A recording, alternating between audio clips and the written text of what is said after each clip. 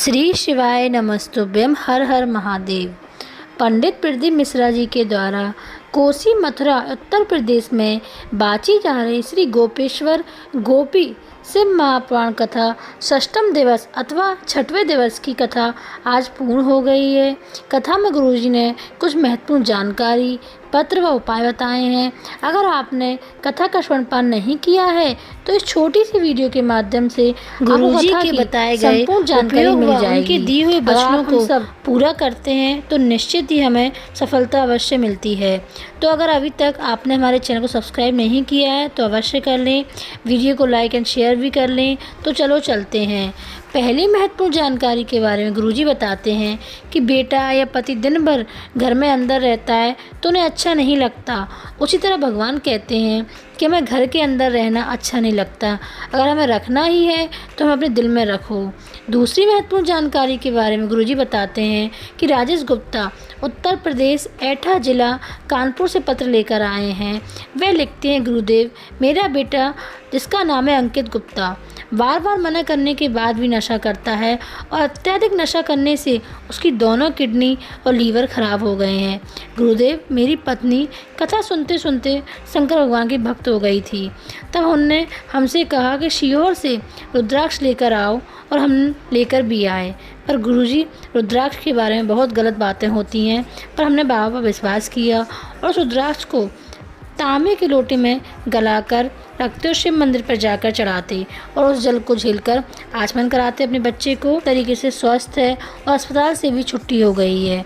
तीसरी महत्वपूर्ण जानकारी के बारे में गुरुजी बताते हैं कि अगर बचपन में ही हम अपने बच्चे के हाथ में 2 अगरबत्ती और 1 लोटा जल थमा देते हैं, भगवान की भक्ति करना सिखा देते हैं, अच्छे संस्कार दे देते हैं तो बच्चों को गंदी याद नहीं लगती है जो छोटी छोटी उम्र में सिगरेट बीड़ी नशा करते हैं, और उन माताओं पिताओं को वृद्धाश्रम भी नहीं जाना पड़ता।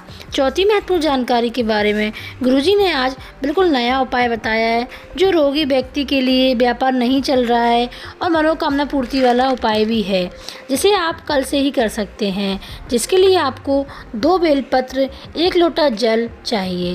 पहली बेलपत्र अशोक सुंदरी के स्थान पर बेलपत्र के चिकनी वाली साइड अशोक सुंदरी पर रखना है, जिसकी डंडी का मुख नंदी की तरफ, और दूसरी बेलपत्र शिवलिंग पर जिसकी डंडी वाला भाग भी नंदी की तरफ हो, और जिस तरफ जलाधारी बह रही है ना उत्तर दिशा में, तब आपको दक्षिण दिशा में बैठना है और आपका मुख उत्तर दिशा की तरफ होना चाहिए। उसके बाद 1 लोटा जल से धीरे धीरे धार बनाकर शिवलिंग पर चढ़ाना है और उस जल को झेलकर आचमन करो या घर पर ले जाओ। जो जल आपने झेला है ना वह साधारण नहीं है, क्योंकि जब आप जल चढ़ाते हैं तब शंकर भगवान अपनी तीसरी नेत्र से अशोक सुंदरी पर नज़र डालते हैं, तो उस तीसरी नेत्र का जो तेज उस जल पर पड़ता है तो बाबा आपकी सही मनोकामना पूरी कर देते हैं। 5वीं महत्वपूर्ण जानकारी के बारे में गुरुजी ने एक अच्छा नया उपाय बताया है, जिसमें गुरुजी बताते हैं आपके जीवन में विषम परिस्थिति दुख जीवन में आ जाए तब आपको ये उपाय करना है कि जब भी आप शिव मंदिर जाएं और आपको शिवलिंग के आसपास या जलाधारी पर या शिवलिंग के ऊपर भी एक कनेर का पुष्प दिख जाए तो उस पुष्प को उठाकर 5 जगह पर स्पर्श कराकर शिवलिंग पर भी चढ़ा देते हैं तो उसका सुख आपको बहुत जल्दी देखने को मिलेगा। तो उन 5 जगहों में से पहली जगह गणेश भगवान का स्थान होता है, दूसरा स्थान कार्तिक भगवान जी का होता है, तीसरा स्थान अशोक सुंदरी पर, चौथा स्थान जलाधारी जहाँ से बूंद बूंद गिर रही है, जहाँ पर शंकर जी की 5 बेटियाँ जया, विषहरा, शामलीवारी, दौतली देव वहाँ पर, और 5वां स्थान त्रिशूल जहाँ पर त्रिशूल के 3 भाग का मिलन होता है बीच में, वहाँ पर स्पर्श करा के और अंत में श्री शिवाय नमस्तुभ्यम बोलकर शिवलिंग पर समर्पित कर देना है। ज़्यादा से ज़्यादा दुख ना तो 3 महीने तक का भी इंतज़ार नहीं करना पड़ेगा, बस 3 दिन में बाबा तुम्हारे दुख काट ही देंगे, पर ये उपाय को दिल से ज़रूर करना।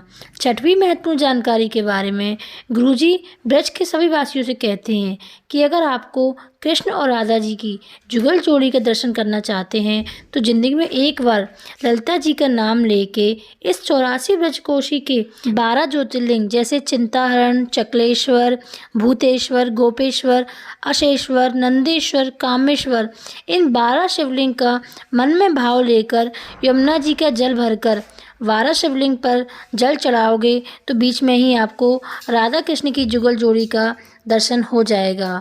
तो फ्रेंड्स, ये वीडियो कैसी लगी कमेंट सेक्शन में ज़रूर बताना। मिलते हैं अगली वीडियो में। आपका दिन शुभ हो, मंगलमय हो। श्री शिवाय नमस्तुभ्यम। हर हर महादेव।